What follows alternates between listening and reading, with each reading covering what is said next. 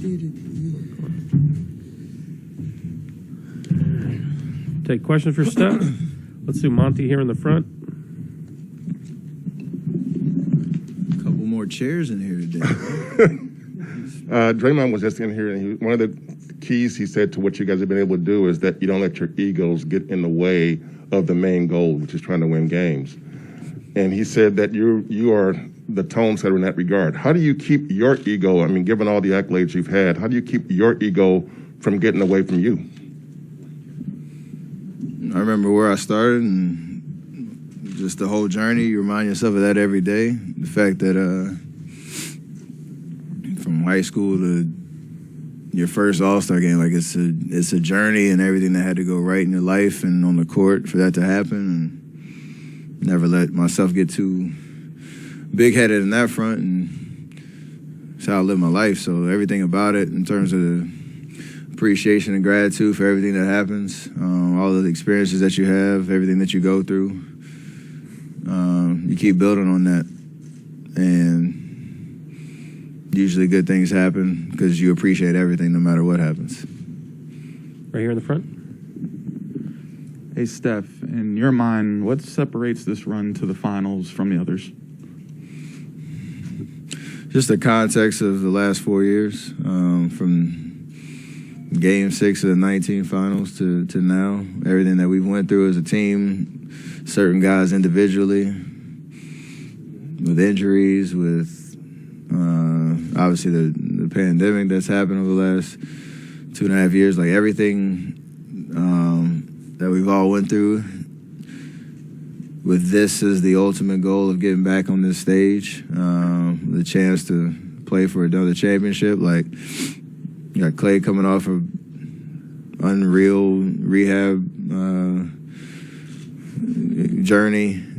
I broke my hand. Draymond was injured with a bunch of different stuff. We had a lot of young guys coming into the fold and trying to reclaim our chemistry as a core, but also, get those guys up to speed and how they can help us and help impact winning.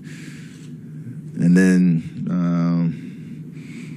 you look up and all the work that you put in over the last, 2 years has paid off, built on the experience and the just the veteran presence that we have. So all that stuff is just built into the context of what's happened since, Game 6 of the 19 finals, and we're back here, so it's pretty special. Steve, back right. Early in the year, Draymond shared his concerns that this two-track approach of veterans coming back and the young guys being brought along might not be the best shot of getting to this point again. Did you share that outlook, or were you on board throughout with the patience and perspective that, the development part was asking?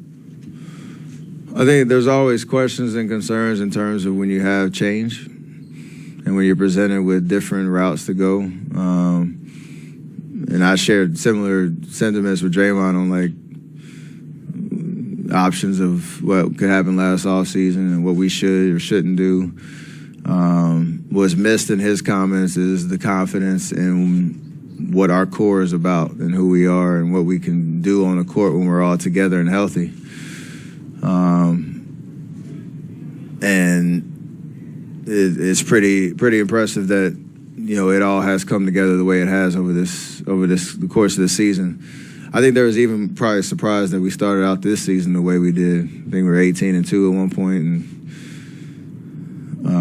I don't think we even understood that it would kind of click that quickly. So you ride that momentum, and that obviously carries you through some crazy ups and downs throughout the season with injuries and the revolving door, the rotation and all that. But it also speaks to, I know that's the taboo word, the culture of our organization. Like, it speaks to who we are and what it takes to win at the highest level. And however, the young guys can learn that, and however they have learned that, it's been amazing to watch. Gary in the second row. The younger generation just might only remember the Warriors dynasty title contenders yearly, but it wasn't always that way. What was your impression of the organization when they drafted you? What did you think? What did you know about Golden State? when you got here? What was going through your mind draft night when they took you? There's a lot in that question. What did I think about the organization? I didn't think much about it. I was growing up on the East Coast, so I watched games, but all I knew was really the We Believe team and Baron Davis dunk and them beating Dallas. That was the top of mind. I knew about Run TMC, but didn't really understand the history as much. So when I got drafted, I thought I was going to New York and didn't really have Golden State on the radar at all. And then there was a lot of drama that my rookie year with the potential Phoenix trade at draft night and me and Monte as a small backcourt, can we play together? And obviously what his answer was at the time. So there's a lot going on in that sense. But to see the evolution from that year to now and the fact that 6 out of the last 8 years we've been in the finals, it's crazy to think about, for sure. It speaks to all the different people that have had a part in that. Myself, Draymond, Clay, Andre, all the vets that have played significant roles for us. Our front office, Joe and Peter. It's been an amazing run. We obviously feel like we still have a lot left in the tanks while we're here. So I don't want to depress myself with the history of the organization right now. So I'm going to think about the bright moments. So I appreciate it. Adam, all the way in the back. Steph, these Celtics, obviously this is their first time at this level. Is there things from your first time you guys made the finals that, that surprised you, you felt, you weren't prepared for, that you look back on that you wish you'd known about this level? I'm not going to give it away right now for them. I think the biggest things days like today, where your routine's a little different than it usually is in terms of your practice, your preparation, and all that. There are obviously nerves and adrenaline and anxiety and everything in terms of the emotions of playing at this stage. And that first game is sometimes all over the place because of that. And then once you settle in, it does become about basketball like it normally is. I think some of those guys have had multiple, Eastern Conference Finals appearances and stuff like that. So it's similar, but it obviously is different when you're the last two teams and you're feeling 4 wins away from winning a championship. So, once you get those nerves out, after the first game, you kind of settle in. And it becomes a little bit more normal each time. Mark, right here. Hey, Steph, given the influx of injuries that Andre's had this season, how have you seen him handle both that reality as well as approach the mentorship role that he's had compared to the other years? He's the same Andre. I think it's just in a different capacity in terms of where he knows he can help us since, he's had a tough go with the injury. So if he's not available on the court, he's been amazing. And just being a voice, a presence for the young guys, not just in the locker room during practice, but obviously you've seen him up and demonstrative during games on the sidelines. He's always been like that, but obviously when you're playing, you're a little bit more focused on what you have to do in between the lines. But he's also such a great guy and a great leader that he's aware of if he's not out there, he can still have an impact. And it requires maybe a different level of energy and attentiveness because you're not just worried about yourself and what you're doing out on the court. You're worried about everything else. Draymond just talked about what it feels like to sort of be an old head on the team. And he was saying that Kuminga, sometimes he feels like he looks at him like he's 55 years old. Do you consider yourself an old head now? And what does that feel like or look like to you? At times, I try not to let my mind think about that too much because you don't want to feed into it. You want to feel like I'm still in my prime for as long as I can go out there and hoop the way I am. But it is weird. You think about the age range of guys on this team that are out there and playing. You got 19, 20-year-olds, 34, Draymond's 33, whatever it is, and like you got life is just different across the board. I always ask them like, what do y'all do when y'all go home? Like, how y'all spending the next 6 hours? My day's a little different, so it's you appreciate the ability to influence those guys at the time that they're in right now, because that will set them up for success. Hopefully, as they come into their own as vets in the league and find their way and become true professionals. Some of that's straight one-to-one verbal, good conversation. Some of that's just showing it by example of how you show up to work every day. So it is pretty cool to be the old head and be able to pass that wisdom off to the young guys. Kendra in the front.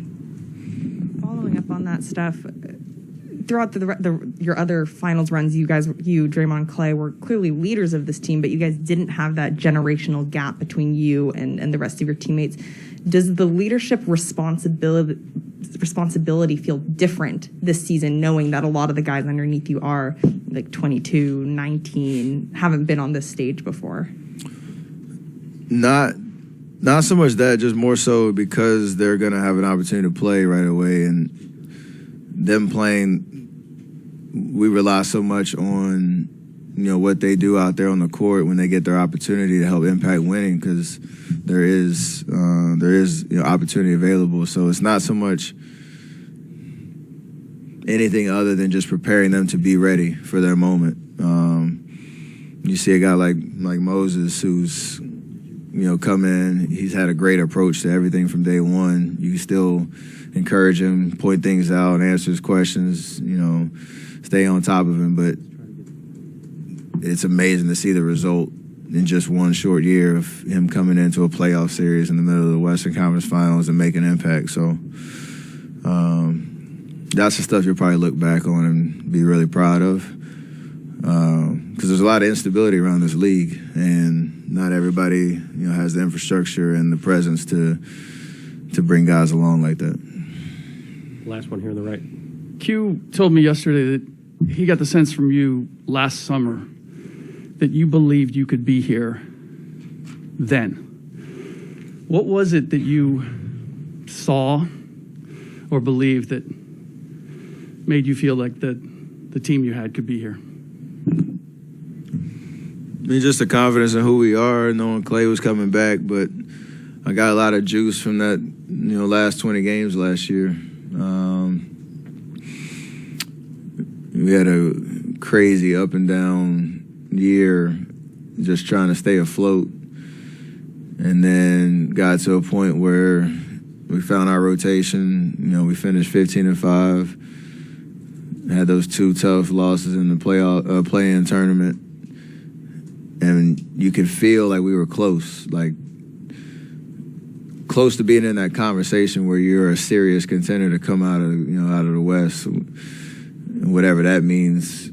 Time would tell. But I got a lot of juice from that finish. Obviously, I was playing well, figuring it out. Building our chemistry and understanding, reforming the identity of who we are and how we play. And then coming into this year, I still was surprised by our start, like I said, but that was the gas in the tank for the whole summer and for the start of this year, knowing that we're going to be a problem this year.